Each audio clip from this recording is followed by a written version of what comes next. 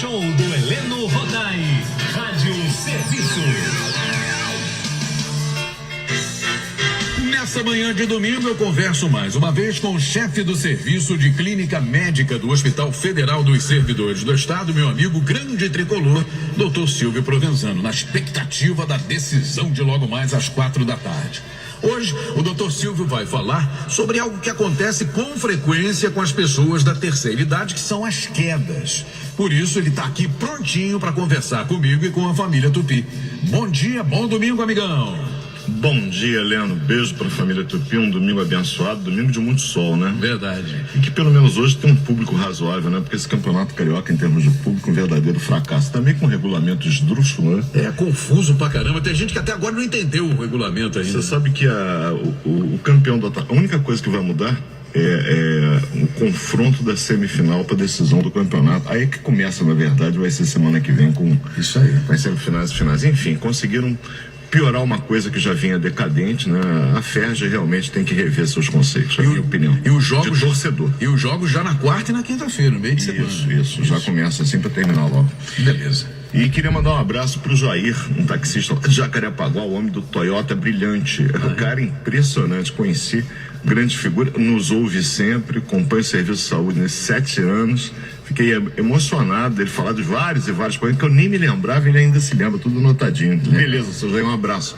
E falar também uma coisa, você sabe que a Santa Casa da Misericórdia do Rio de Janeiro, Francisco Horta pegou aquele negócio encrencado, chamou o Leslie Luan, que é o diretor médico de lá, para tentar reestruturar.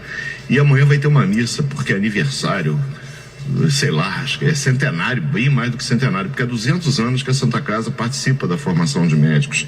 E eles têm agora um serviço de consultas populares, eles fazem marcação, é lá na rua Santa Luzia, no centro da cidade, número 206, no Castelo. E a marcação é, deixa eu pegar a minha cola, 2219-8641, 2219-8641. E amanhã tem uma missa lá, com toda a pompa e circunstância, doutor Francisco Horta, ao doutor Leslie Luan, parabéns pela recuperação. Vamos continuar trabalhando juntos, porque a Santa Casa é uma referência aqui no Rio. Sim. E vamos falar de um assunto importante, dizer que a gente é sempre bom citar, né?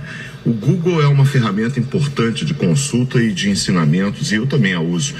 O que eu peguei de informação foi do Ministério da Saúde, que é o órgão oficial, com a parceria com o Instituto Nacional de Traumatortopedia aqui do Rio Into.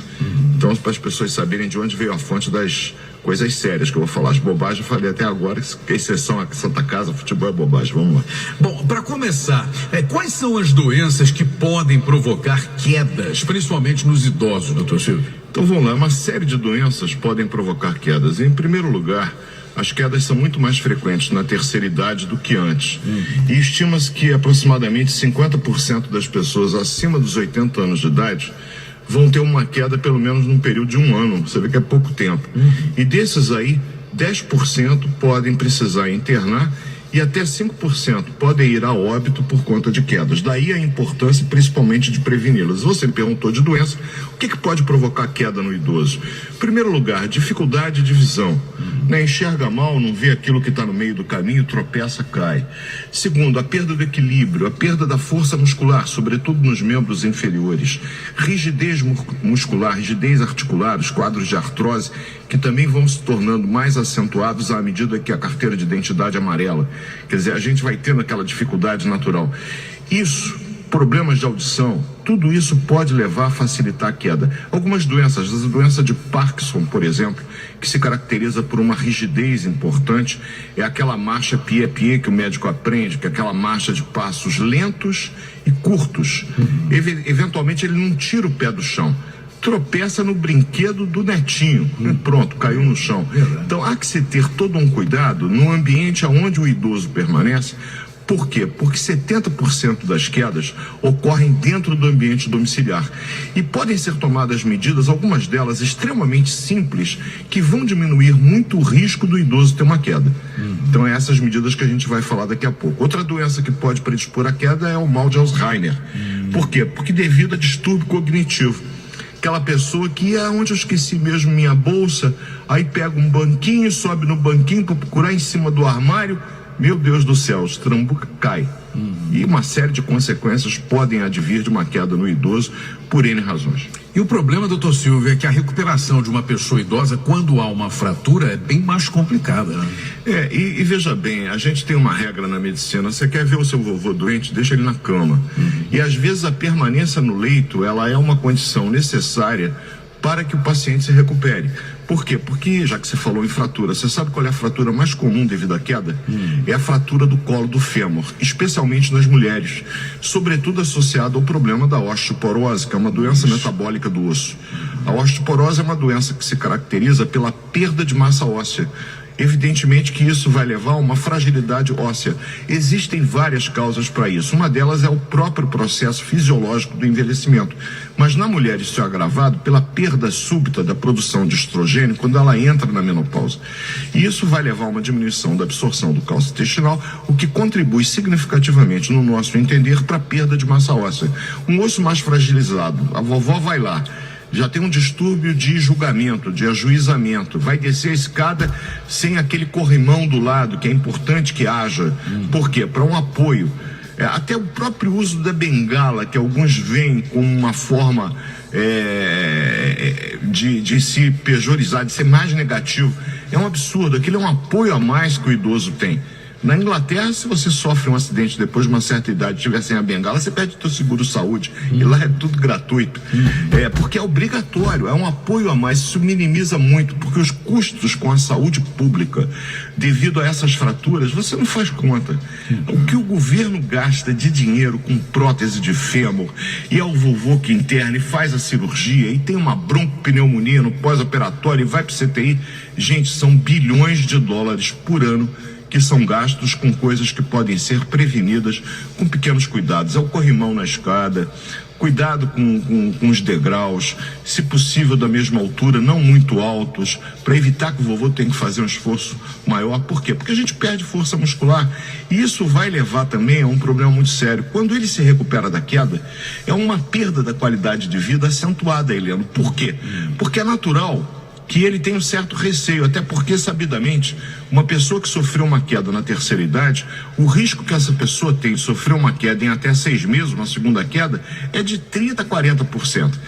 Por quê? Porque muitas vezes o problema que levou a sofrer aquela queda não foi totalmente corrigido. E ele vai ter nova queda, evidentemente, com uma possibilidade de agravamento maior. Falamos da fratura do colo do fêmur, que é a fratura mais comum, mas os traumatismos cranianos. E o que fazer na hora que o vovô sofre a queda, né? Qualquer família tupi quer saber. Primeira coisa, se você não sabe o que fazer, eu tenho uma regra na medicina que eu uso no meu livrinho de cabeceira. Se eu não sei o que fazer, eu não faço nada. Não mexa. Sim.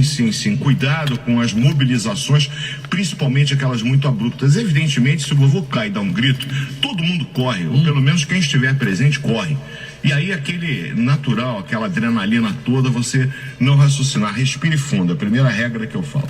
Respire fundo para você tentar tomar controle da situação e, acima de tudo, acalme o vovô.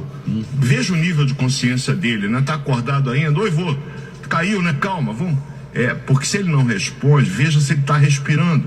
Tem uma série de coisas que a gente faz na emergência e o mais importante, evite fazer mobilizações precipitadas, porque uma lesão da coluna cervical, por exemplo, se você mobiliza, danou-se. E a lesão de medula cervical é tetraplegia.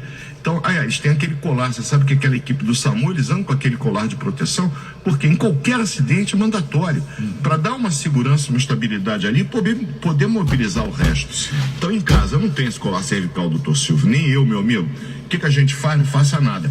Bote numa posição mais confortável, veja se tem alguma ferida com sangramento. Se tiver, faça uma compressão, evidentemente com pano limpo, né? Se possível, lavar com soro ou com água filtrada, e chame a emergência.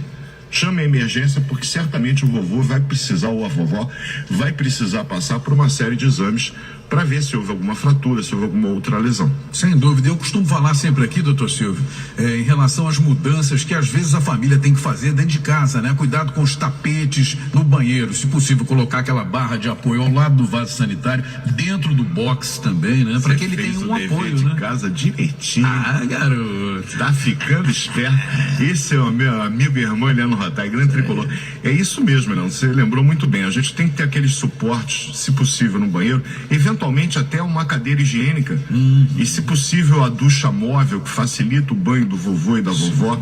É evidente que esses cuidados são muito importantes. Tapete, por exemplo, dentro do quarto. Você sabe que a maioria dos acidentes ocorre no quarto do vovô, até porque lá é o local onde normalmente ele fica mais tempo erradamente. Leve o seu vovô para passear. Exercícios físicos pode prevenir. Tem alguns estudos que mostram, por exemplo, que a prática do Tai Chi Chuan, né, ajuda a melhorar o equilíbrio do vovô. O próprio Pilates ajuda a melhorar a coordenação motora, a força muscular. O idoso que faz exercícios físicos com uma certa regularidade, ele é menos propenso a ter quedas do que aquele indivíduo da terceira idade que se contenta em ficar sentado na cadeirinha dele. Então é importante estimulá-lo a fazer exercício, seja natação, seja uma hidroginástica, seja o Pilates, seja o próprio Tai Chi Chuan, que ajuda na coordenação, no equilíbrio. Porque o que é uma queda? A gente falou, não explicou o que é uma queda. A queda é quando o indivíduo muda subitamente de posição para um nível mais baixo, sem que ele tenha tempo ou a habilidade de voltar ao estágio inicial. E é uma coisa súbita, portanto, trata-se de um acidente. Então isso é a queda e ela pode ter várias consequências, como a gente viu, consequências essas que podem ser minimizadas. Cuidado com o piso do lugar aonde o avô anda, o tipo de sapato, solado liso evitar, procure usar um solado no calçado do indivíduo da terceira idade que seja antiderrapante. Isso aí. Se possível, você não deixar objetos pelo quarto, fios soltos, porque aquele vovô que tem um Parkinson, ou mesmo aquele que tem uma artrose, ele normalmente não faz a marcha como nós fazemos. Ele não tira o pé do chão, ele arrasta o pé, você escuta ele arrastando o pé. Tropeça no fio, tropeça no velocípede da criança, ele cai. Então é impressionante como algumas coisas simples podem ser feitas e assegurando na terceira idade qualidade de vida, que é aquilo que a gente deve prezar mais. Assunto para a semana que vem já definido? Temos sim. Muitas pessoas têm me perguntado a respeito de crises convulsivas, né? Que muitas vezes está associado a uma doença conhecida, que é a epilepsia, sobre a qual ainda rezam muitas lendas, contágio, etc., algumas bobagens. Vamos tentar derrubar algumas lendas, acima de tudo, como proceder numa situação que você esteja presente e alguém tem uma crise convulsiva. Você pode ajudar muito essa pessoa. A gente pretende aqui no próximo domingo, se Deus permitir, ensinar como fazer isso aí. Uma semana abençoada para a família Tupi. Logo mais é apenas um jogo que a rigor vale pouca coisa. Vai assistir em casa, no barzinho, na casa de algum amigo. Você sabe que eu tô essa semana completando 6 meses que eu não vou a um estádio de futebol, que é um recorde na minha vida. Até isso esses caras conseguiram fazer. Meu Deus do céu. Vai hoje. Eu tô pensando. Tem algumas propostas de amigos que resolveram ir. Se não tiver problema nenhum lá no hospital, eu tô com uma garotada nova lá de residentes que entraram, e a gente, como sênior, dá aquela supervisão. Não acontecendo nada, é capaz de dar um pulinho. Não custa nada. Sair daqui agora, vou pra lá, já resolvo tudo. Tô sentindo uma boa energia pra gente logo mais, hein? Você é um otimista, esse é o torcedor de carteirinha. Quisera eu ser igual a você.